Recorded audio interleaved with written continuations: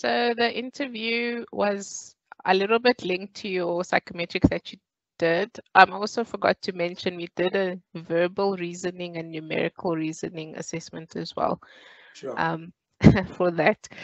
So I think they would question you based on results. So maybe if the results showed that I was more introverted, which I am, so I am more introverted and quiet and shy, I don't really like interacting with people, my interview would be around, we saw in your assessment that you're quite introverted. Can you tell me about a time you had to engage with the team, had to work with the team? So it was a lot of competency-based questioning based on the results, just to clarify your personality type. And then they would also ask you about your knowledge of industrial psychology. So they would ask you a lot of undergrad honors knowledge to explain a specific theory or explain how something is done or how industrial psychologists would go about doing something. So a technical and competency-based interview.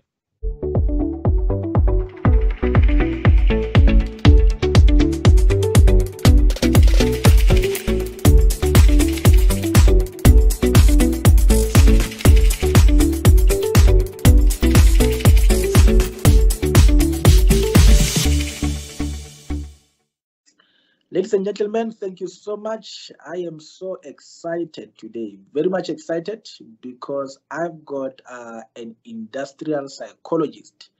I know many of you have been asking, so she's here to help us about the field. But before we get into the gist of what we'll be discussing, I'm just going to ask her just to give a bit of a background about yourself, your background, who you are, so that we can get to know you.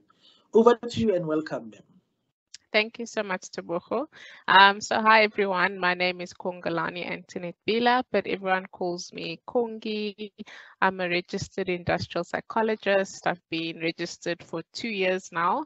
And before that, I worked at PwC as a senior associate, where I worked in the HR transformation team, consulting our HR services out to different organizations, but I work specifically with government and public sector, as well as your mining organizations.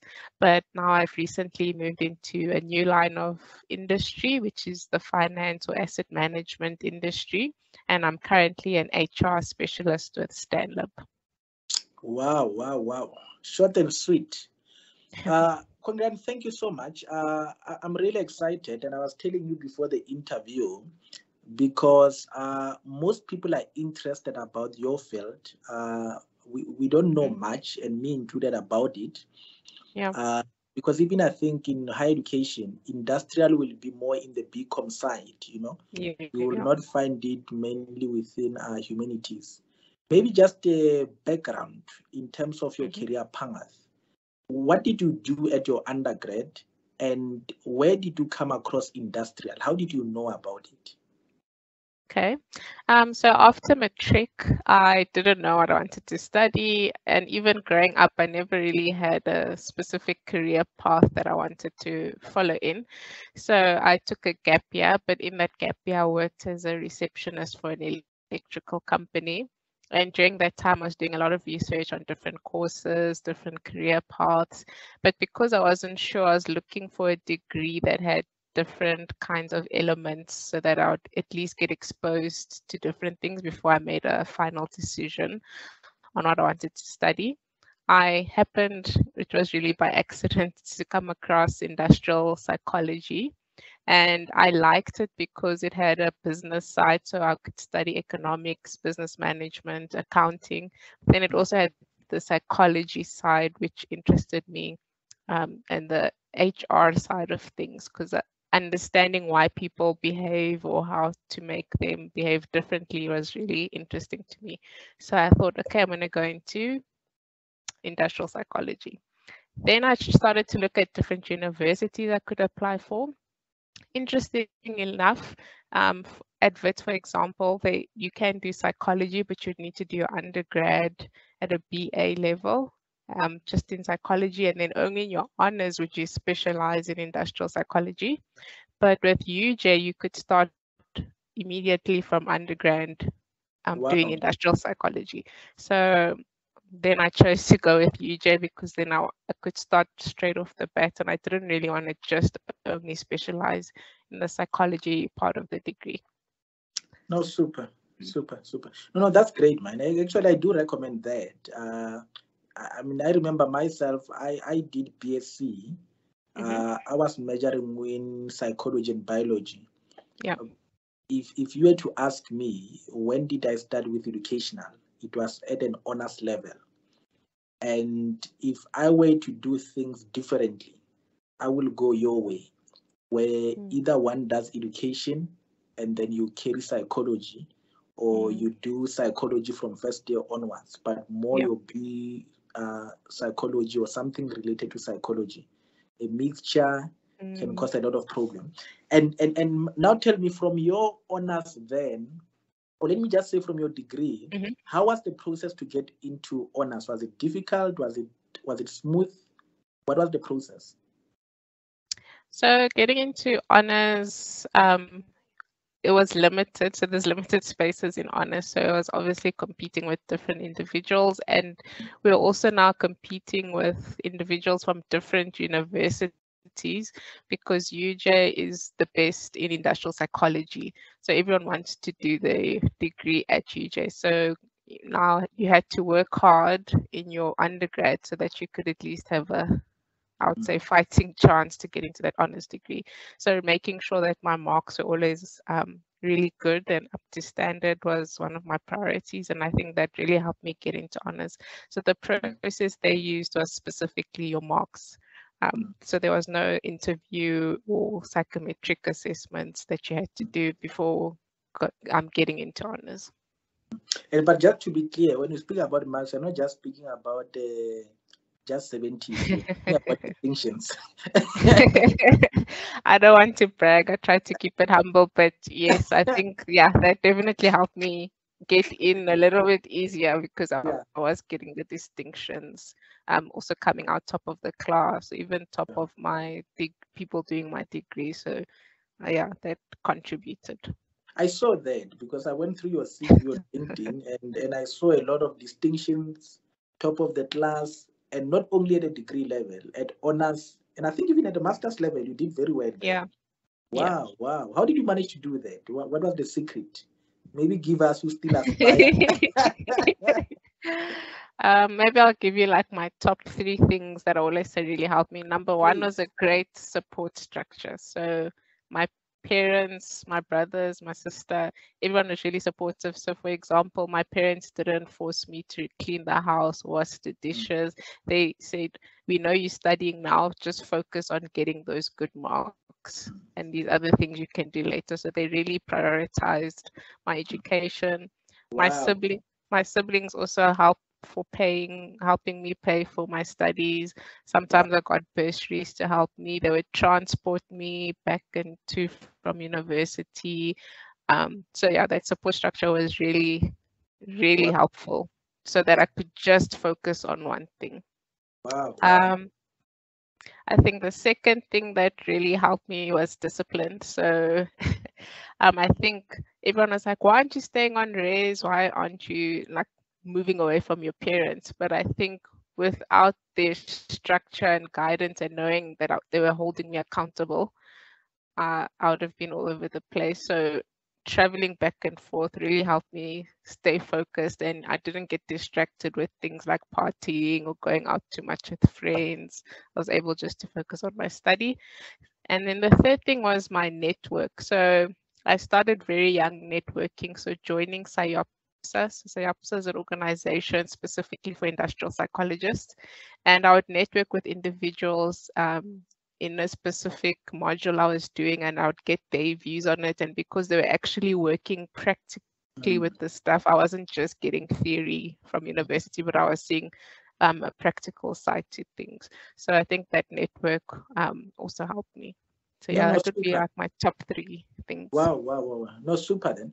And I'm glad you are here also to share your own practical knowledge about the field, so that those aspiring to follow it, they can be able to get it from the people who work in the field.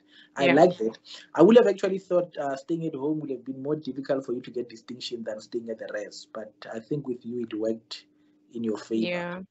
Yeah. No, thank you I for think sharing. I think it's because my parents didn't force me to do other stuff. So I know other parents are like, you have to clean and wash, and that might be distracting. So they were very accommodating. You are giving me closure why I didn't get this thing. It's the dishes. The Yeah, it's dishes those really dishes. affect. So if you are Yeah, watching this, you are washing dishes. So don't feel too bad. They can really affect. your marks. No, thank you for that, man. Awesome. And you said there was no interview for honors. Mhm. So you did your undergrad at UJ and then your honors at UJ. And what about the masters? What was the process? So I also did it with UJ. That's even more rigorous because from a class of 50, 40 people, I think about only 10, 20 were able to get into masters. And again, competing with individuals from different universities. The process there was a bit more in depth. So you had to send them a CV. And also, again, what helped me in my undergrad, I did a lot of part-time jobs that I could add to the CV. But I do know that if people don't have that opportunity, they could put extra sports they've done or any outreach work they've done. So a CV was needed.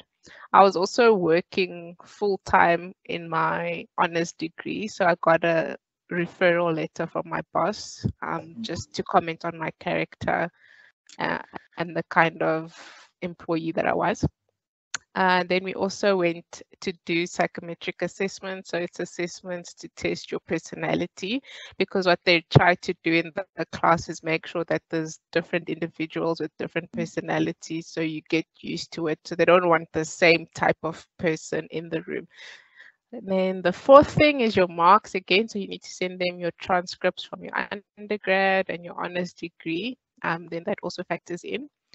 And then you also have to fill in an application form where they get all your biographical information, understand which university you went to, why you chose industrial psychology, why is this a field you're interested in, what are some research topics that you are interested in, to see if they are able to also match you to the types of supervisors that they have at the university. And then the last thing they did as well was interviews. So we had to go through an interview process based on all this information now that we've shared with them, and also the outcomes from the assessment. Oh, super. It sounds like it was very rigorous, eh? Yeah, it was a different, there was a Yeah. different kind of process. Yeah. And you Look, even had to write a motivation for yourself wow. as Wow. well on why Oh, you should be selected. So yeah, a lot of things. sound like you're applying for a job. Yeah. Which is good Yeah. practice, yeah. Yeah. No, no, it's good. And I'm glad you are mentioning the issue of psychometry so that they don't have Mhm. people who are similar in terms of attributes and all Mm, that. And I spoke about it in one of the videos where I speak about one of the requirements for selection, how they actually choose the people. I think diversity does help because you want yeah, that within the class. yeah. I think I did a video about that particular issue. But you also mentioned the issue of research. I think I interviewed, I can't remember who exactly, who spoke about that, the fact that Mm, research is very critical. mm, And it's not only about research, but can they be able to align you with a supervisor within the particular department? And I think what people need to know, you need to be smart about it. You don't just, yeah. come up with a topic that is too far. Get to know Mm, what other supervisors are doing within mm, that particular department and try to align yourself. You are the one exactly. you need to be accepted. So you are the one actually who need to make sure Mm, that whatever you come up with aligns with them. But lastly, the other thing that you spoke about, you're working full time. yes. How was that? How was it? How were you possible to work Mm. full time and be able to study? Were you attending after hours? What was the arrangement? So, the honors degree you at UJ is only in the evening, so they only have class in the evenings. But Okay. they do have an option to do it over 2 years if you work full time. But I thought, you know what, if it's always in the evenings, then I can just go after work and then finish it in a year instead of dragging it over 2 years. But I will say it was the hardest year of my life. I think by October, I was so finished. I was even sleeping in the closet sometimes, and people were like, "You look dead." And I was dead because having a full-time job and then going to class after, then there's still assignments. And then there's group work that I had to try and schedule during the work day. But again, I had such great support from my boss at the time at Clientele that she allowed me to be quite flexible so I could hand in assignments. Also, my friends at the time were very supportive. So if the deadline to hand in something was at midday, I would just email it to them to print for me and hand it in. So they also really helped me succeed at the end of the day. So the class was from what time to what time? I think it was about 5 to 7 in the evening, sometimes even later. Sometimes I'd even stay late with a group to finish an assignment, so I'd only leave campus at midnight. And we were attending Monday to Friday? So it depended, but yeah, usually between Monday and Friday. Friday evenings, I don't think we ever had classes. That was hectic, eh? Yeah, it was hectic. So, I don't know why I did that to myself.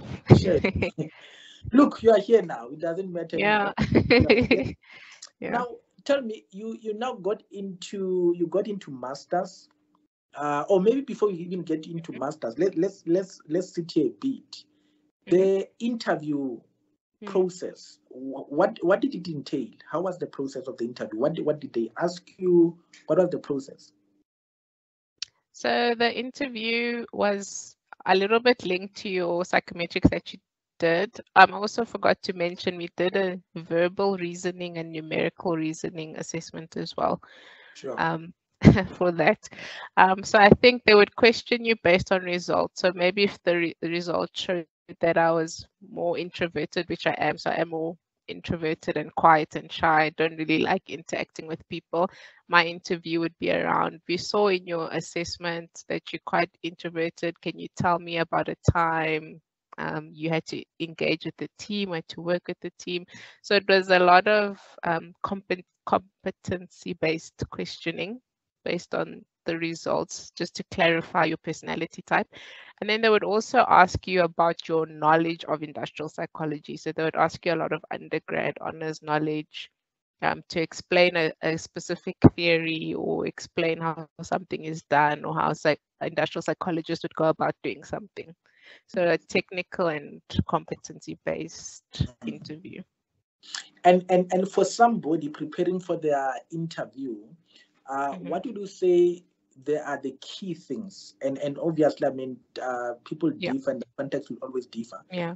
But in your own view and perception, what would you say are the key things that are critical to succeed in the interview? I think preparing for the interview, so even if you just go on Google and say competency-based questions, a lot of those will come up and you can practice with those. But the competency questions would probably be about how you work with other people, how you work in groups, because that master's year, everything is group work, and we know university group work is challenging. So they're really trying to test how you deal in group settings. But I think if you Google competency-based questions and prepare for that, and then you also need to go through your undergrad and honors I want to say theories, but everything you studied, and up until honors. And not to say you need to be a parrot, but even just picking 1 to 2 theories that you really enjoy. So if they ask you a question, you can say, oh, you know, Freud said this and this and that, and this is how it applies to this question that you just asked me. But to show that you actually learned the previous 4 years, all your work, And thank you for that. And when you get now into the master's program, what does it entail? What do you study at the master's level? Okay, how is it structured? Maybe that's the other way to put it. Okay, so at UJ specifically, I'm not sure how other universities do it, but there's 2 main modules within your work. So you have a industrial psychology theory and industrial psychology practical. So in all the theory modules, you're learning about organizational design theories, change management theories, behavioral theories. It's more, theory based. So it's a lot of textbook work and understanding different individuals who collaborated on understanding people. And then you have your practical module where you now have to take this theory and apply it to a small business. So you find any small business, it can be a hairdresser, and then you have to follow all these processes you studied and try to apply it and see how theory differs from the practical. And then within that practical, you also have qualitative and quantitative research, but at a group level. So it's split between the group, that specific research. And then you have your thesis research. So that's just your research on the topic that you would have picked on, and that's what you would work on your supervisor with throughout the year. Okay. And in terms of psychometric tools, because I think you guys use ones that are more different to the commons that we use. Clinical education and counseling were more alike, but you guys have got different ones that you focus on mainly. At what point are you trained in using psychological tools, and which ones in particular do you use often? Okay, so let me think now. Yeah, because I think maybe while you are thinking, because you spoke about working with a small business, I'm assuming you are basically applying one of the theories that you do in class in order to be able to help that particular business. But I want to understand at what point, and I'll give an example. I mean, with us at Psych, you will actually be required to have certain number of clients and conduct a particular assessment, whether it's a learning support, scholastic, IQ, and all of that. But I want to understand on your side, at what point did you do that? Obviously, Institute will did you do that? And were they common psychometric media that you guys use often? Okay. So we did have a psychometrics module. So and in those modules, we would be, they call it accreditation. So it would be accredited in the different tools. The main ones, so the main ones in industrial psychology are your numerical, verbal, abstract reasoning, and then you have all your personality questionnaires. The ones we were exposed to were a lot of the industrial psychology firms that are out there. So we did some JVR assessments, so the 15 PQ, I think, or FQ. Sorry, I don't work too much as psychometrics now. The TTS came to one of our classes once. They showed us the psychometrics they use. We were accredited and did the CPP. And then we were also accredited, I think, on the 16 PF. You know what? Sorry, we weren't accredited on those things. We were just exposed to them, and we did the assessments.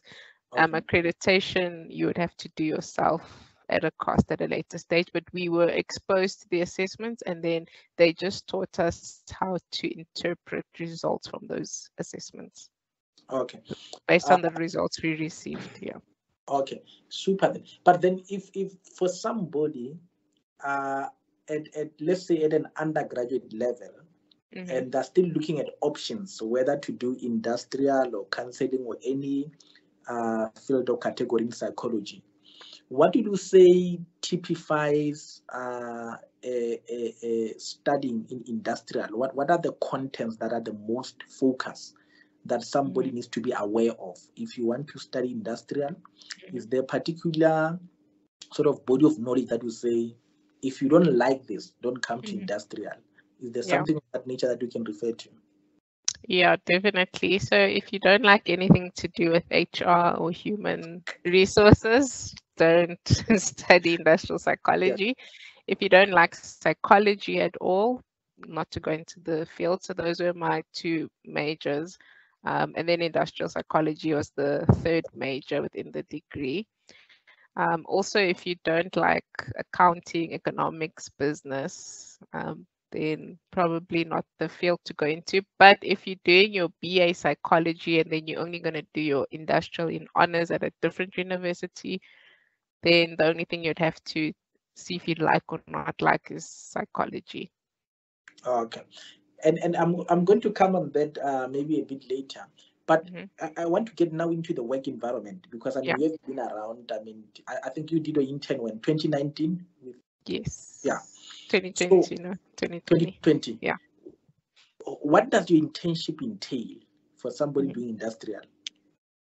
Okay, so there's two streams of internship. So you have your structured internship. So these are accredited organizations that once you get into, they'll have, you need to do this on this day. These are the types of things you need to finish by the end of the year. And then you have your unstructured internships where you just find employment, and then you need to ask that employer if you can do your internship with them, and then you need to create that program that a structured internship person would get automatically. I was not able to find a structured internship, so I ended up finding a graduate program with PwC, and then that's where I was able to do my unstructured internship. But there was a small group of industrial psychologists within PwC, and they were really helpful in helping me structure my internship, get support, know who to go to get exposure to certain things, while still also trying to finish that graduate program and its requirements as well. And yeah, I want to drill on that. What exactly then does your day entail, or your week? What's your typical day, typical week as an industrial psychologist? You get to work. Are you involved in recruitment, interviewing people? Are you in organizational change, training, leadership? What do you do Monday to Friday? You know, it's so hard. It's like a TikTok I saw recently. What do consultants do? Because we always, they say we just do PowerPoints day in, day out. So a typical day, there is no typical day. You can even try to plan a day, but in consulting, a client will want something else will come up. So it's difficult to plan your day, and it's also very project specific. So for example, at PwC, there was a time where we had a lot of change management projects, and I was only doing change day in and day out. So I was doing change strategies, communication plans, how to identify resistance to change, what we can do to mitigate those issues. So my whole day, all my months would change. And then all of a sudden we had more organizational design projects. So then day in, day out, I was doing process mapping, process work. I was looking at organizational structures, how to change structures, how to make them more agile or more fit for purpose so the organization can operate more efficiently. At another time, it was more skills assessments. So that was trying to identify the skill sets in an organization. Where are the gaps? What can we start doing to get people to fill the gaps? So yeah, any day, it really depends on the flavor of the day.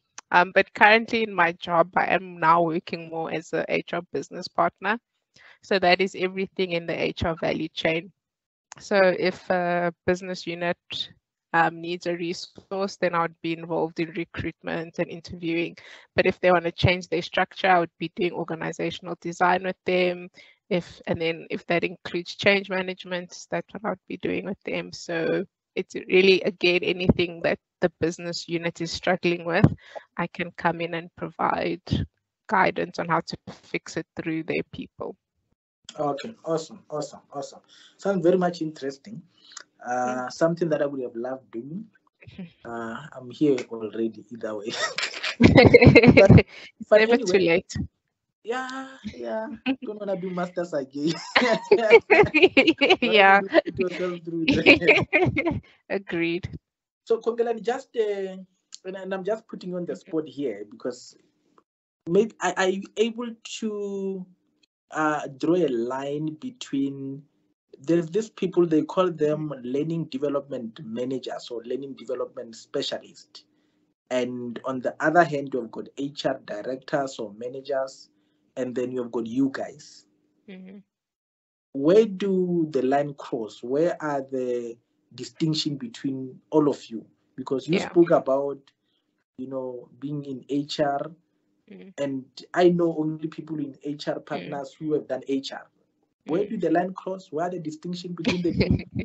And don't you guys step on each other's toes? How's that environment accommodating you? I think I get that question all the time. What's the difference between HR and industrial psychology? Why are they even different degrees? And okay, so the first one, the learning specialist, HR directors.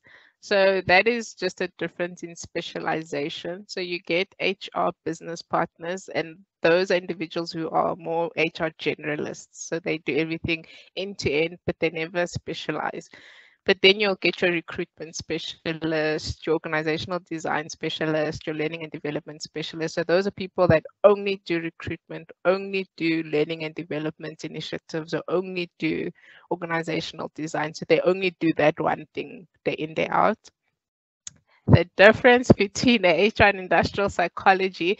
So HR, they look more at processes and procedures, and they try to put that in place. Where an industrial psychologist would come in is to say, if the HR person says, you know what, I think we should do our performance management on a rating scale of 5 from not achieved to outstanding achievement.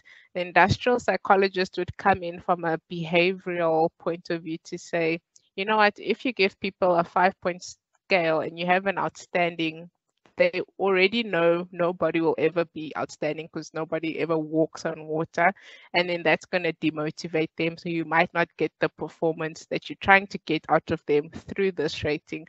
So why not do a 3 rating that is either not achieved, half achieved, or achieved? So there is no outstanding. So I either met my KPI or didn't meet my KPI.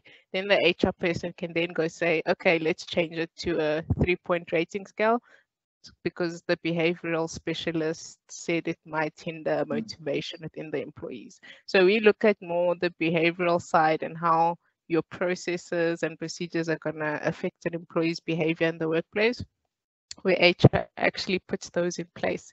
But with the roles I'm in, I'm actually doing more HR. So there isn't always space to be that behavioral specialist. So I am just learning HR, and it's so different and it's so weird because even with my colleagues, I have to tell them, no, I'm still learning HR because I didn't study HR. I studied something completely different. So yeah. Sure. I hope that was clear. No, it does. It does. Thanks for that. It totally does. But you mentioned you are not involved in psychometric assessment. I would have thought being involved more with HR, you do that a lot as part of the recruitment. Don't you get involved with that? So we usually outsource it out. So even if I was able to do it, my company would still need to pay that other company to buy that assessment. I could administer it. I could provide feedback if I'm accredited on that tool, but we'd still be reliant on that other company. So we usually just outsource everything to the company so that their consultants just come in and do everything. I could provide support, but at a very limited level, especially in your larger organizations. Will you say that has been the case in different companies you've been at? Because I saw you've been in about 3 companies or so. Is it the same in all of them, or did it differ? So PwC was a little bit different. They had an in-house psychometrics department. So they didn't have to really outsource unless it was, for example, there's something called a cognitive profile processing assessment. We would need to outsource it, but we would interpret the results and create summary reports with the integration of reports. So that team would maybe just buy the assessments, but we would run the process, versus other organizations where the organization runs the process and we buy from them and they do everything. So it really, I think it depends on the size of the organization. I think the smaller you are, I think the more outsourcing you'll do because you don't have enough hands within the company to do it. But the bigger the company, you have the hands internally already, so you just need to buy the tool. Awesome. Now, in coming to a conclusion, you have been around, and obviously we've been exposed to different organizations. Where will you say, or which field or context will you say you have found yourself and enjoy the field of industrial? For somebody interested who might want to explore, you might have tasted, most of them in a different context. Which one would you say has been your joy? Do you mean like In my terms of the like an work, yeah, industry or the work I've done? the work Okay. you've done, Yeah, yeah, yeah. yeah. So the one thing I love about industrial psychology, you're not forced to be in one field. So for example, if you do accounting, you can only be in finance. If you in engineering, you can only do one, like be in one area. With industrial psychology and people management, you can be in any field. I've worked in government, to finance, to mining, to airport companies. So I like that versatility of where you can work. But I think the type of work that feeds my soul is, funny enough, it's data analysis. Wow. And there's a big gap for people who've studied people, and they like mathematical and data analyst skills, and the power that you can get from data to inform decisions and initiatives that you use on people makes a big difference. If you know the numbers, instead of just saying, no, people look demotivated, let's just have a party for them. But now, if you've done analysis and you know a large amount of our workforce are working mothers, and we've been forcing them to work 7 in the evening. That means they can't spend time with their children. What can we do to fix that? A party is not going to make them happy. We need to fix how we're structuring their time. So it's a stupid example, but yeah, with the data, the way it informs the theories and practical stuff, approaches you put in place or initiatives, gives me goosebumps. Yeah. Wow, wow, wow. No, awesome. I was actually telling somebody, I think the field that is booming at this point is industrial. I think I put posts on LinkedIn almost every week. I don't fail to get anything within industrial. It's like almost every week there's an advert somewhere, and it links with what we are saying, because I think you guys can work you guys are blessed. You can work anywhere.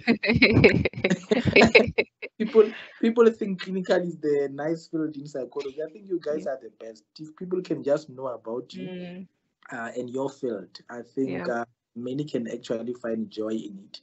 But I also like what you are saying, and I think that's why I struggle to understand you guys, because there's too much diversity. You guys can do a lot of things. Yeah. And I see a lot of position. I even get confused who's actually who within this particular field. But you are totally right. I totally agree with you. Thank you so much. I really appreciate that. And maybe in conclusion, somebody listening to this, interested in the field, what are some words of encouragement that you can give them? And I want you to break it into two. One is just talking about the field in general to any person, whether matriculant considering industrial, undergraduate in psychology. What can you share about the field and what you know? And the second part, just to speak to upcoming industrial psychologists who are about to go to honors selection or the master selection. Just closing tips to them. Sure. I would probably say just hang in there. It is a long process. I think you need to know going in, you're going to be spending 6 to 7 years trying to become registered. So you're not going to finish in the 3 years. So remember that. Persevere. It's very rewarding at the end of the day. Working with people is very rewarding, especially when you can see the impact that you've had on their life because of something you've suggested or something you've changed. I don't know what the other part of your question. Oh, those going into honors and master selection. Yes, yes. I would say preparation is key. I would even say start networking now. So join PsyOpsa, go to the sessions, reach out to people on LinkedIn. But I would say don't reach out and always ask for something. Just say, hi, I saw your profile. It's very interesting. Then the next time, hi, oh, and then maybe follow the person, see what they're posting about. Say, oh, I also found an interesting article. Maybe then on the third time you engage with them, you're like, oh, I'd love to meet up and just talk about this topic you're so interested in. obviously in a safe environment, public area, you never know who's online. Um, and then from that, in those interactions, then you'll get to a stage you're like, you know what, I'm going into my master's selection. Do you have any tips for me? Oh, do you have any preferred things I should prepare for? And those connections, the field is so tiny at the moment. They will help you when you're finding a job because you will meet that person and then they'll say, oh, I remember you, and your chances at just navigating your career and your degrees just becomes a lot more easier because of that networking. So don't be afraid to send those messages, but not an initial message of, oh, please help me get into honors. I ignore messages like that come to me. I get a lot of, please help me with the assignment. Yeah, yeah, Tattoo, yeah, I saw you, please exactly. Yeah, exactly. I can't remember this.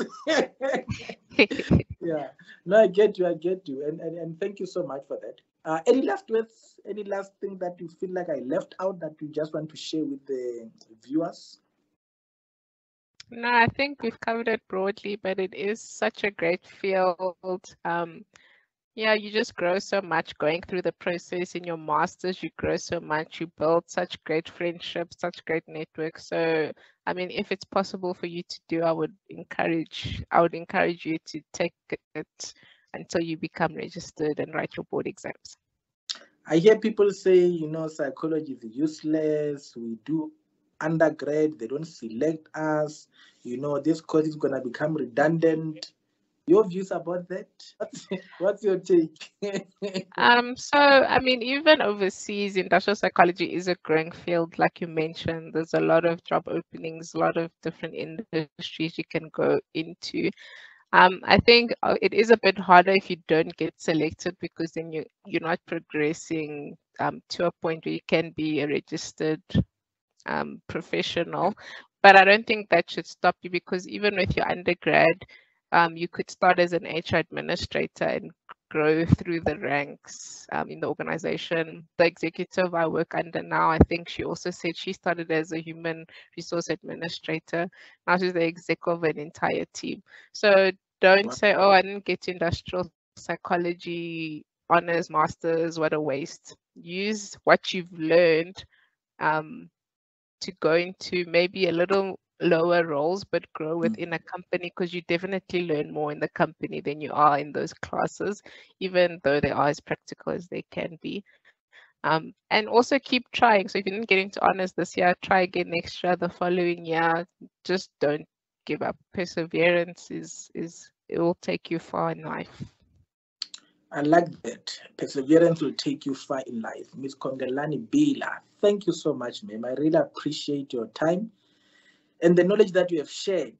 And I'm glad that you are learning from a distinction graduate, not just any person. Thank you so much, and thank you for your time. You're welcome. Thanks, Tebogo. Keep well and enjoy the rest of your day, and all the best with your career path and other opportunities in the future. Thank you so much. You too.